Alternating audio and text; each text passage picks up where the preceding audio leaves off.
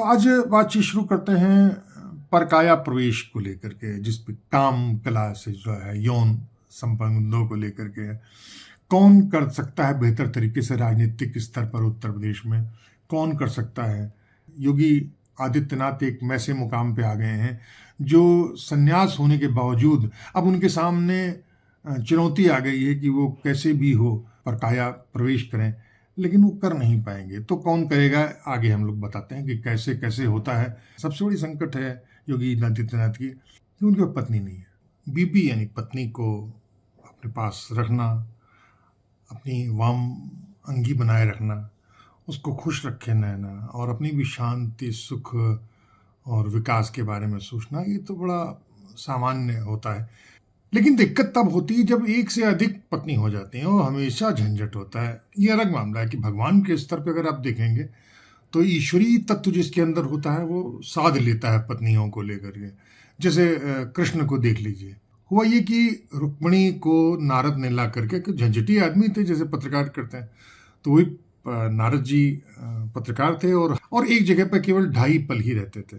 तो एक दिन उन्होंने झंझट करा दिया। हुआ ये कि रुक्मिणी के पास वो एक वृक्ष का एक पौधा लेकर के आए, पारिजात का, वो स्वर्ग से था, उनको मिला था। तो रुक्मिणी के पास, लो इसको रख लो।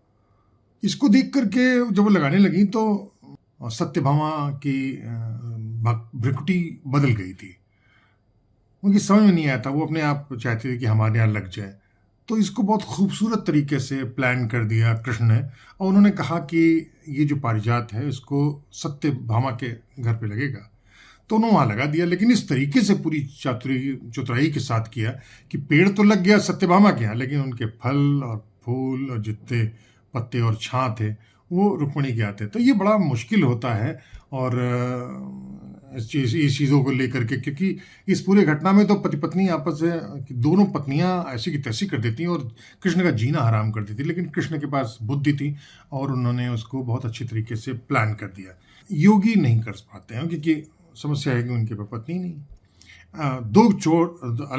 दो तो छोड़िए, एक भी नहीं, सपने में भी नहीं, साहित्य में भी नहीं, कल्पना में भी नहीं, उनके नाथ पंथ में भी नहीं।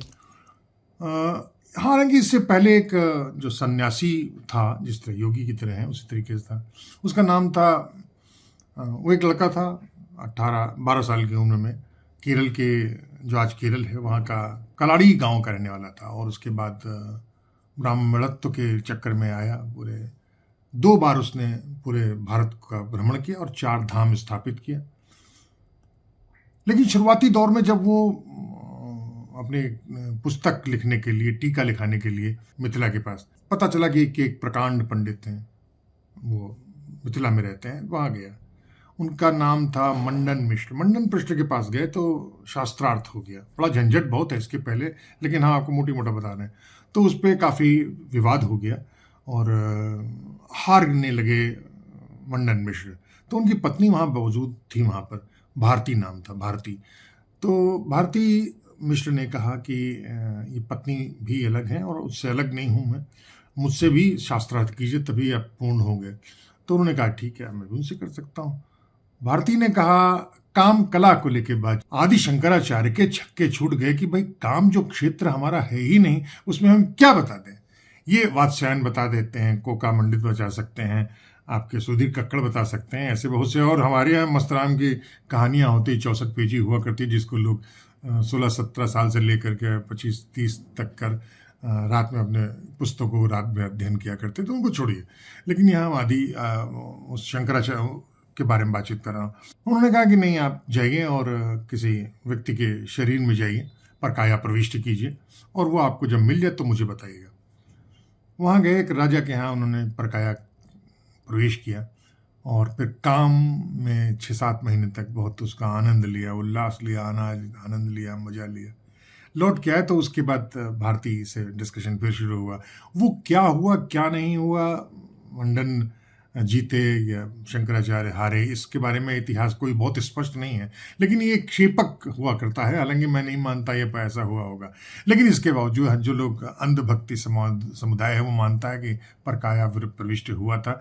लेकिन ये परकाया प्रवेश तो आदित्यनाथ भी नहीं कर सकते, क्योंकि आदि शंकराचार्य को कोई लिप्सा ही नहीं थी, कोई लालच ही नहीं थी, कोई उनको अपेक्षा भी नहीं थी। लेकिन योगी आदित्यनाथ के पास लालच भी है, लिप्सा भी है, इच्छा भी है, सत्ता को भोगना भी है, सन्यासी भी रहना है, तो उनके लिए बड़ा मुश्किल हो गया है अभी। तो आपको मैं बता देता हूँ कि एक चीफ मिनिस्टर होता है और उसके दो डबल इंजन, जैसे अब तो भाजपा में शुरू हो गया है, तो उसकी दो डिप्टी चीफ मिनिस्टर हो गए हैं।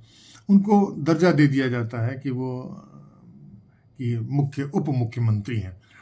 स्तर वही होता है कि वो पत्नी है, पत्नी के तौर पर उनको संभालना उनकी जिम्मेदारी होती है। लेकिन चूंकि वो सन्यासी होने के बावजूद लिप्सा में भी नहीं है, तो वो संभाल नहीं पा रहे हैं बहुत ज़्यादा।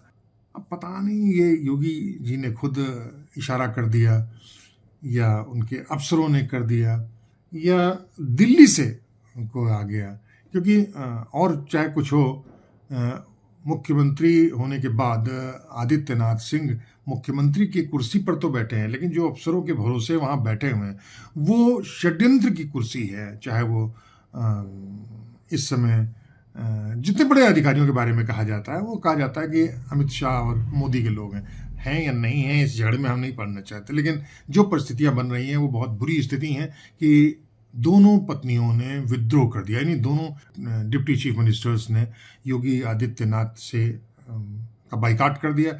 जो 19 अक्टूबर को उनका जो दीप प्रज्वलन का कार्यक्रम था दीपावली का, उससे बहिष्कार कर दिया।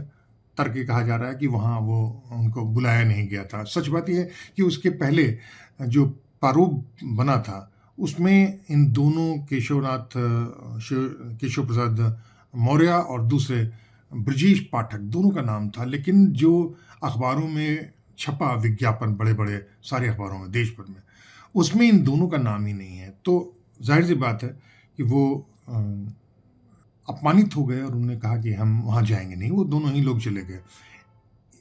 ये भी कहा जाता है कि चूंकि राजनाथ सिंह वहाँ आ गए थे और उनके कार्यक्रम में जाना था, इसलिए वहाँ नहीं जा पाए। सच बात यही है कि राजनाथ सिंह उनके लिए अब महत्वपूर्ण नहीं, क्योंकि राजनाथ सिंह तो अब तो चलती फिरती नहीं, खाली रक्षा तक सीमित है और उनको अपने एक बेटे को पद करा दिया, दूसरे के लिए प्रयास कर रहे हैं। वो किसी तरीके से बस खाली अपने तीन तिगड़ी पर लगाने गए, तो इसलिए बहुत ज़्यादा मतलब। तो अगर ये कोई तर्क देता है कि वो राजनाथ सिंह की वजह से वहाँ पर चले गए थे, तो ये बिल्कुल गलत है, भ्रामक है। सच बात ये है कि यही दिल्ली से कोई ना कोई षड्यंत्र हुआ है जिसमें उन दोनों को हटा दिया गया है। आप कह सकते हैं कि आनंदीबेन नहीं गई, क्यों नहीं गई? इसका जवाब तो आनंदीबेन देंगी, क्योंकि शीर्ष सत्ता पर अगर कोई औपचारिक ही सही, लेकिन जो भी अगर कोई है तो वो आनंदीबेन है। राज्यपाल वहाँ नहीं गई हैं। ये बड़ा शर्मनाक विषय है पूरी राजसत्ता के लिए। एक सवाल है योगी आदित्य के लिए, एक बहुत बड़ा प्रश्नवाचक है आनंदीबेन के लिए, और भाजपा के लिए ही नहीं, आरएसएस के लिए बहुत अजीबोगरीब स्थिति है कि आरएसएस की ओर से कि भाजपा की सरकार में ही भाजपा के ही लोगों ने भाजपाइयों की ऐसी की तैसी करा दी। लेकिन इसके लिए सबसे पहले जिम्मेदारी अगर वही है उन लोगों की जो पूर्ण पुरुष की भूमिका में बने हुए हैं, यानी मुख्यमंत्री हैं योगी आदित्यनाथ। उनके पास दो उप मुख्यमंत्री हैं जो उनकी पत्नी की भूमिका में उनको होना चाहिए, वो नहीं चली गई हैं। ये बहुत बड़ी अजीबोगरीब है। उसकी वजह भी कहा जाता है कि आदित्यनाथ को अगर परकाया प्रवेश अगर कर जाते हैं तो किसके साथ कर लें, पहली बात। दूसरी बात ये, अगर वो करें तो उतनी देर में तो 2, 4, 6, 7, 8 महीने में तो सत्ता बदल जाएगी, तो वो तो पैदल हो जाएंगे योगी जी। कुछ समझ में नहीं आएगा। तो ऐसा भी हो सकता है कि जो पत्नी है वो खुद रजिया सुल्तान हो जाएंगी, तो बहुत भयानक स्थिति हो गई।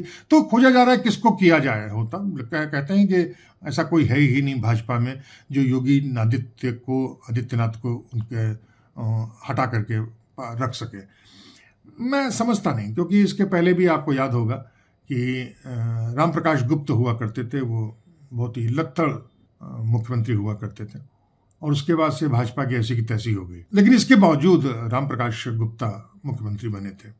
आज की स्थिति में बड़ी अजीबोगरीब है कि वो किसको बनाया जाए। राम प्रकाश गुप्ता के पास ना राजनीतिक सोच थी, ना उनके पास कोई एक बहुत बड़ा औरा था।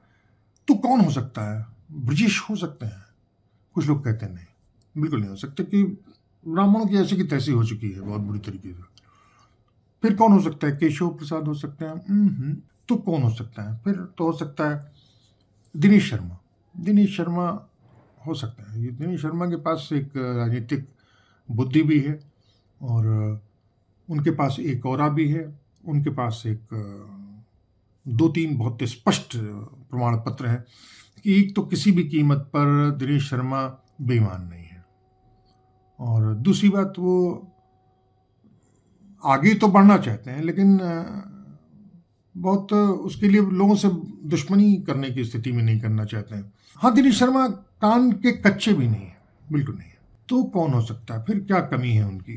कमी ये है कि खुल के कहते नहीं है। तो क्या हो सकता है?